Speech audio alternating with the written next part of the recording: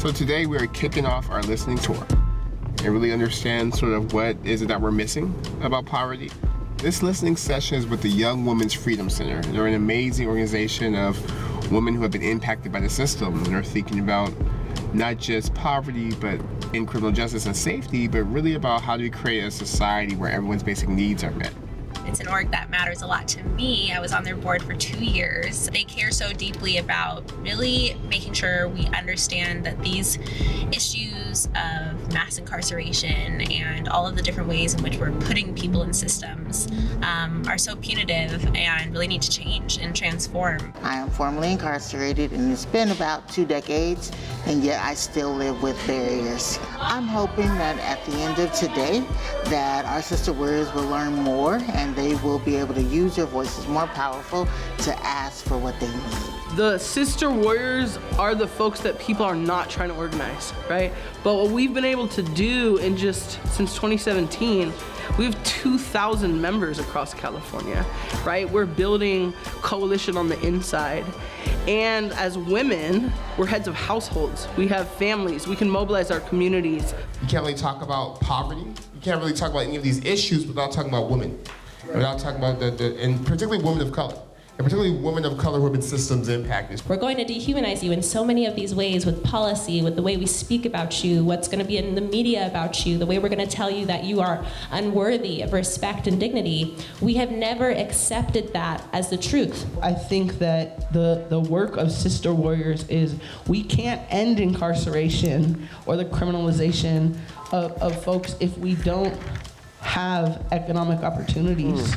We know that having resources allows people to make self-determined choice on what they want for their families. I guarantee you that there are parents in this room who, first of all, never woke up and said, you know what, today I think I want to be poor, right? Or today I actually want to have my kids in the foster care system, right? Nobody wakes up and says that.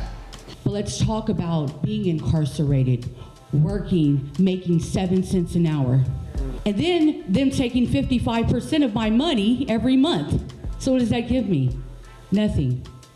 So what does that happen to my children? They suffer. Now they're in poverty, right? I know that we have to address punishment culture. When you say punishment culture, can you give me, like, what does that mean? So when you're on welfare and you get a job, you have daycare subsidy.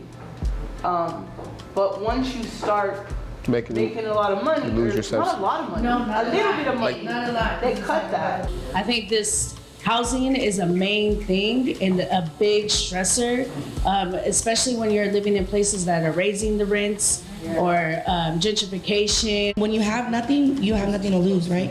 And so we're not scared to keep fighting for it. Like the political system is a system. It's not perfect, but it's what we have. It's also a conversation about how do we build power so that legislators have to respond to us, and the fact that you guys are all here articulating solutions, articulating visions for society makes me hopeful. That means poverty hasn't won, because it hasn't robbed you of your imagination or your belief that things can get better.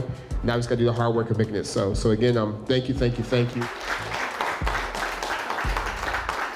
I felt like they were listening. I can't say that it was the right way just yet because there's been no application of what's next. But he was listening, she was listening, and it was very intentional. He wrote notes, I like that says that he needed to remind himself after he left that this is what he needs to address. That in itself was enough to keep me holding on.